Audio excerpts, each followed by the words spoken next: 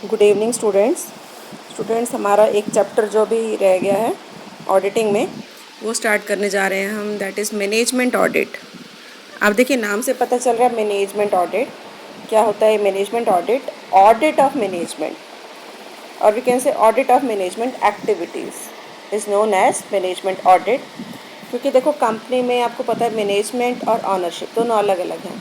Honours कौन है? Share holders, and share holders are scattered, है ना। तो कई बार जो शेयर होल्डर्स है वो ये चाहते हैं कि कंपनी की जो मैनेजमेंट है उसको ऑडिट कराया जाए कि जो मैनेजर्स हैं क्या वो एफिशिएंट हैं या नहीं, मतलब वो जो काम कर रहे हैं वो उनके वेलफेयर के लिए कर रहे हैं बिज़नेस के या नहीं, मतलब जो पैसा उनका लगा हुआ है वो सही जगह पर इन्वेस्ट भी हो रहा है या नहीं हो रहा। तो कई बार वो चाहते हैं कि मैनेजमेंट ऑडिट कराया जाए, कई बार कोई और पार्टी चाहती है, या कई बार बोर्ड ऑफ डायरेक्टर्स चाहते हैं कि मैनेजमेंट का ऑडिट कराया जाए कि उनके द्वारा जो लिए गए डिसीज़न हैं एक्चुअली में वो अगर इम्प्लीमेंट हो रहे हैं तो उनको सक्सेस क्यों नहीं मिल रही, क्या मिल रही है तो पूरी मिल रही है या नहीं मिल रही। तो उसको चेक करने के लिए कई बार रिक्वायरमेंट फील होती है। आज के टाइम में ये ऑडिट कराया जा रहा है, इसी ऑडिट को हम कहते हैं मैनेजमेंट ऑडिट। अब देखिए आपकी बुक में जो इसका मीनिंग दिया है, management audit as is apparent from the name is evaluation of success of the work done by the management, कि मैनेजमेंट ने जो काम किया उसके सक्सेस को इवैल्यूएट करना, मूल्यांकन करना, वही कहलाता है management audit. And its activities, management की जो एक्टिविटीज़ हैं उसका मूल्यांकन करना। It is a detected and critical examination, कि उनकी जो एक्टिविटीज़ हैं उसका क्रिटिकल एग्जामिनेशन करना of various activities relating to management, कि मैनेजमेंट ने जो जो काम किए हैं उनको एक तरह से इवेल्यूट करना, चाहे उसको क्रिटिसाइज़ किया जाए या मोटिवेट किया जाए, मतलब उसको चेक करना कि उन्होंने जो किया वो ठीक किया या नहीं। Actually it is an audit of the activities and policies of the organisation, कि ऑर्गेनाइजेशन में जो भी प्लानिंग की गई, जो भी पॉलिसीज़ बनाई गई उसको इवेल्यूट करना, यही कहलाता है हमारा management audit. It is verified, क्या चेक किया जाता है, whether there is a optimum utilization of the resources available to the organization or not, कि ऑर्गेनाइजेशन में जितने भी रिसोर्सेज हैं उनको पूरे ढंग से यूज़ किया जा रहा है या नहीं किया जा रहा, चाहे वो मॉनेटरी रिसोर्सेज हैं या नॉन मॉनेटरी रिसोर्सेज हैं। तो जो भी रिसोर्सेज हैं उनका यूटिलाइजेशन 100% हो रहा है या नहीं, तो इन सब को चेक करना क्या कहलाता है मैनेजमेंट ऑडिट। तो आई थिंक मीनिंग क्लियर हो गया होगा कि audit of the activities of managers is known as management audit, कि यही मैनेजमेंट ऑडिट कहलाता है। अब ये कुछ डेफिनेशंस दी हैं, इसको आप देख लेना। उसके बाद देखो इसका स्कोप क्या है, कि कहाँ ये यूज़ होता है, मतलब इसका वर्किंग एरिया क्या है, स्कोप ऑफ मैनेजमेंट ऑडिट। तो अगर हम बात करें मैनेजमेंट ऑडिट की तो इट्स नॉट कंपल्सरी, ये मैंडेटरी नहीं है ना। अगर कंपनी चाहे तो मैनेजमेंट ऑडिट करा सकती है और चाहे तो वो छोड़ भी सकती है। तो it depends upon the board of directors, कि अगर वो करवाना चाहें तो वो करवा सकते हैं, है ना। और ऑब्वियसली क्योंकि मैंडेटरी नहीं है तो उसकी क्वालिफ़िकेशन भी कोई फिक्स नहीं है कि क्या होनी चाहिए। कोई चार्टर्ड अकाउंटेंट हो सकता है, कोई कोस्ट अकाउंटेंट हो सकता है, या कोई भी अकाउंटेंट जिसको मैनेजमेंट की नॉलेज हो, जो ये एसेस कर सके कि मैनेजमेंट ने जो काम किया वो सही किया या नहीं किया, है ना। तो ऐसा पर्सन जो है वो मैनेजमेंट ऑडिटर हो सकता है। और अगर बात करें रेमुनरेशन की, तो ऑब्वियसली रेमुनरेशन भी जो भी एग्रीमेंट होगा दो पार्टीज़ के बीच में, मैनेजमेंट ऑडिटर और जो अपॉइंटर है उसके बीच में, तो वो ये डिसाइड करेंगे। एज सच कोई रेमुनरेशन भी फिक्स नहीं है ना। और ये कब कराया जाएगा वो टाइम पीरियड भी फिक्स नहीं है। इट्स नॉट नेसेसरी कि हर साल कराया जाए, जब भी उनको रिक्वायरमेंट लगे तो वो करा सकते हैं। जैसे कभी कंपनी फेल हो जाती है, कंपनी को सक्सेस नहीं मिलती, तो उनको डाउट होता है कि क्या उनके जो मैनेजर्स हैं वो सही काम कर रहे हैं या नहीं कर रहे, है ना। तो फिर वो मैनेजमेंट ऑडिट करा सकती है। अब देखिए इसके क्या स्कोप है। सबसे पहले to obtain information about the objective of the organisation, कि जो ऑर्गेनाइजेशन है वो क्यों एस्टेब्लिश किया गया था, व्हाट वाज द ऑब्जेक्टिव। फिर देखिए इस ऑब्जेक्टिव को हम डिवाइड करते हैं सब ऑब्जेक्टिव में। तो सेकंड इसका जो स्कोप है, to divide the objective into various plans and targets, कि इस ऑब्जेक्टिव को अचीव करने के लिए आपने जो जो प्लानिंग की, जो जो टारगेट सेट किए, उसमें डिवाइड करना। And third working area, to examine the infrastructure, कि ऑर्गेनाइजेशन का क्या इंफ्रास्ट्रक्चर है, to find out if it is adequate, कि क्या ये पर्याप्त था, जो ऑब्जेक्टिव आपको अचीव करने थे उसके लिए क्या जो आपका इंफ्रास्ट्रक्चर था वो सफिशेंट था, एडिक्वेट था।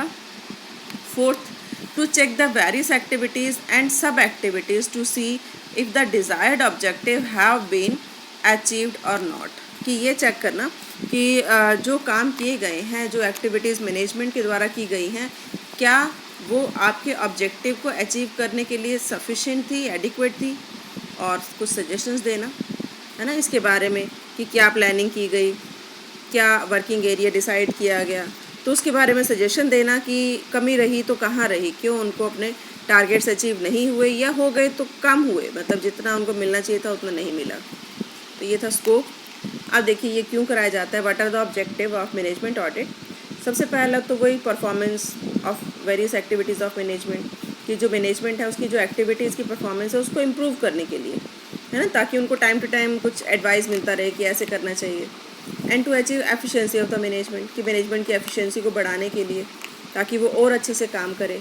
और अगर कोई गलतियाँ हुई हैं मैनेजमेंट से तो उन गलतियों को भी फाइंड आउट करने के लिए, to find out the mistakes of the in the various activities, और we can say various aspects audited, और सजेशंस देना। And to give resources and suggestions for achieving the target, कि आपका टारगेट जो था उसको अचीव करने के लिए अगर कोई रिसोर्सेज की ज़रूरत है तो वो सजेस्ट करना कि वो कहाँ से ले सकते हैं, है ना। To evaluate the execution of various policies, कि जो पॉलिसीज़ हैं उसको आप किस तरह से इम्प्लीमेंट कर सकते थे। To see whether there is a optimum utilisation of resources और नॉट, कि जो रिसोर्सेज कंपनी के पास हैं उसको वो यूटिलाइज़ कर रहे हैं या नहीं कर रहे। तो ये ऑब्जेक्टिव हैं जिसकी वजह से क्या किया जाता है, इनको पूरा करने के लिए मैनेजमेंट ऑडिट किए जाते हैं।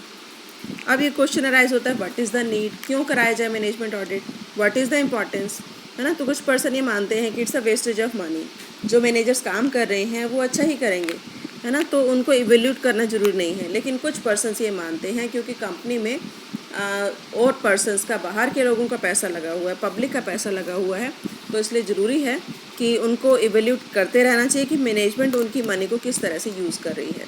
तो देखिए फर्स्ट जो नीड है प्रोग्रेसिव मैनेजमेंट, कि वेदर कंपनी इज़ प्रोग्रेसिंग और नॉट। जो मैनेजमेंट है by getting a management audit done from the time to time, the work done by the managers ने जो काम किया उसको आप रिव्यू कर सकते हैं, can be reviewed and they can be given incentive, जिसके लिए उनको अच्छा काम किया तो उनको मोटिवेशन भी दिया जा सकता है, इंसेंटिव्स दिए जा सकते हैं, और उनको कुछ सजेशंस भी दिए जा सकते हैं। तो पहले तो यही है प्रोग्रेसिव मैनेजमेंट, कि वो जो काम कर रहे हैं उस काम का मूल्यांकन करना, और फिर ये देखना कि अगर वो अच्छा काम कर रहे हैं तो उनको मोटिवेट करना, और अगर कुछ कमी है तो उनको सजेस्ट करना।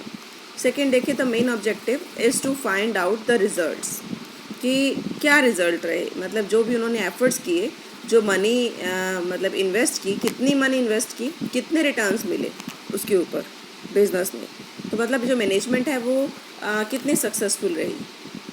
थर्ड जो नीड है वो देखिए, कई बार क्या होता है कि जो गवर्नमेंट है वो गवर्नमेंट ये देखना चाहती है कि अगर कोई सिक इंडस्ट्री है तो वो सिक इंडस्ट्री क्यों है ना, उनको ग्रांट, मतलब अपनी हेल्प प्रोवाइड करती है, ग्रांट प्रोवाइड करती है, तो वो उनको ग्रांट प्रोवाइड करे या ना करे। तो सिक इंडस्ट्री का भी वो गवर्नमेंट कराती है मैनेजमेंट ऑडिट, कि यहाँ पर जो मैनेजर्स है वो किस तरह से काम कर रहे हैं। तो before giving them any financial help, उनको कोई भी फाइनेंशियल हेल्प देने से पहले वो उनका मैनेजमेंट ऑडिट कराती है और मैनेजर्स को गाइड करती है कि उनको आगे कैसे काम करना है। तो कुछ तो ये सर्कमस्टांसेस हैं जिसमें कि मैनेजमेंट ऑडिट कराया जाता है। और जैसे आपको सपोज़ बैंक से लोन लेना है, किसी फाइनेंशियल इंस्टीट्यूशन से लोन लेना है, तो वो भी इतना बड़ा अमाउंट जो लाखों करोड़ों में होता है, वो लोन देने से पहले ये देखेगी कि आप उस मनी को कैसे यूटिलाइज़ करोगे। तो वो भी कई बार जोर डालती है कि आप मैनेजमेंट ऑडिट कराइए और कुछ जो एक्सपर्ट्स हैं उनको बुलाइए।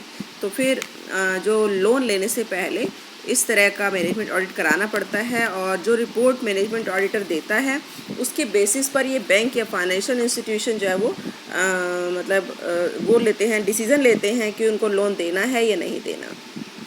तो ये था हमारा कुछ कि व्हाट इज़ द नीड, कि क्यों मतलब ज़रूरत होती है मैनेजमेंट ऑडिट की।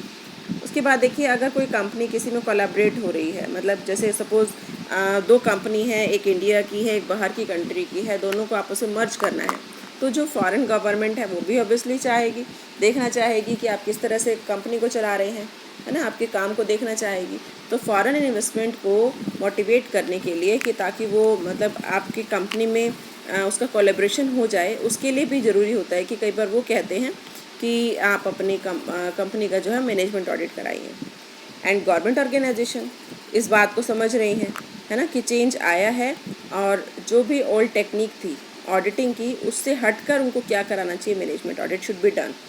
इसलिए जो गवर्नमेंट है वो भी इस बात पर जोर दे रहे हैं, गवर्नमेंट ऑफिशियल भी, कि मैनेजमेंट ऑडिट होना चाहिए ताकि ये पता चले कि मनी को किस तरह से यूटिलाइज़ किया जा रहा है, जो मैनेजर्स हैं वो एफिशिएंट हैं या नहीं, जो वो डिसीज़न ले रहे हैं वो एक्चुअल में इम्प्लीमेंट करके उनको सक्सेस मिल रही है या नहीं मिल रही।